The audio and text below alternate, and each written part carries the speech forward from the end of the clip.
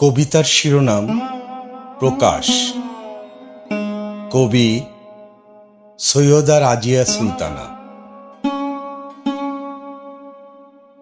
দেখো তো বাবা, আমাদের এলাকার আশেপাশে একটি আধা পাগল মানুষ কিছু খুঁজছে। একটু খোঁজ নাও। তার খাবার, চিকিৎসা, থাকবার জায়গা লাগবে কিনা।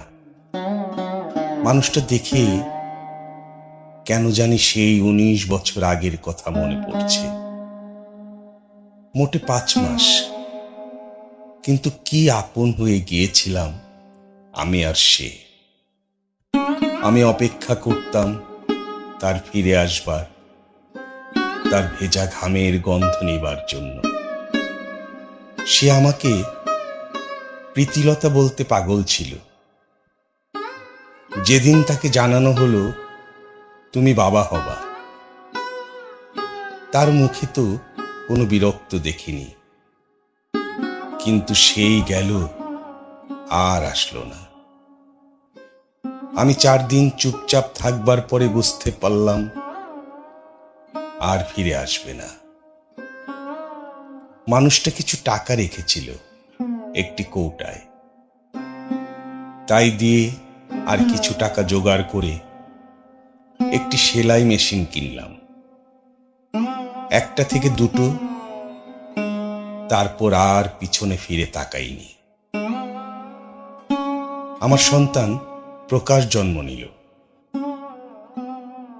একটার পরে একটা ফ্যাক্টরি, বাড়ি, পিএল গ্রিন সিটি, বৃদ্ধাশ্রম, কত কিছু করলাম।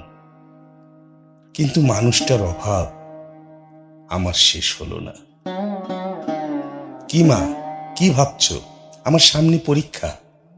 বাবা, জানি পরীক্ষা, কিন্তু দায়িত্ব এড়িয়ে যেতে পারো না। আচ্ছা ঠিক আছে মা, আমি দেখছি। মা, মা, ওনার কিছু লাগবে না। ওনার স্ত্রী আর ছেলেকে খুঁজছেন। তাদের নাকি এখানে রেখে গিয়েছিলেন। স্ত্রীর নাম প্রথমে বললেন প্রীতিলতা। আমার অবাক হবার পরে বললেন না না, জবা। আমার আর কোনো কথায় কান পর্যন্ত পৌঁছায়নি। তুমি ফিরে এসেছো, তুমি ফিরে এসেছো প্রীতিলতা, প্রীতিলতা, আমার প্রীতিলতা। প্রকাশ, এই তোমার বাবা। আমাদের এতদিন ছেড়ে কোথায় ছিলে? সব বলবো প্রীতিলতা, আমার প্রীতিলতা।